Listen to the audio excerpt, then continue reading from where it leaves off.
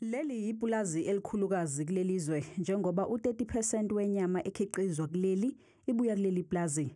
Seliqalile uhlelo lokugoma izinkomo ukugwema isifo samadele.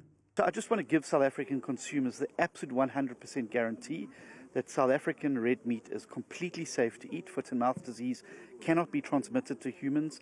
Kusukela ngoMbasa, iGauteng yahlonzwa njengezinye zezifundazwe ezihlaselwe isifo samadele.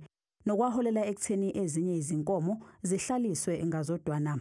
We have movement of animals from province to province. So although we may be here representing Gauteng, we are susceptible to animals that move from all parts of the country. And I think the interprovincial borders themselves are actually the weakest because they don't really exist. So that's really where we need to do a lot more work.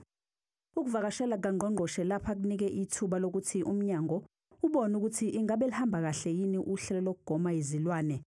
Izinkomo zingeniswe esibayeni sokugoma zase zifakwa umbala obukhwebezane okunguphawu lokuthi sezigonyiwe.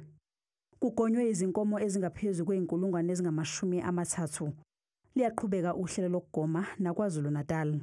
But the real big case problem is KwaZulu-Natal. Northern KwaZulu-Natal, I've had to extend the disease management area twice now.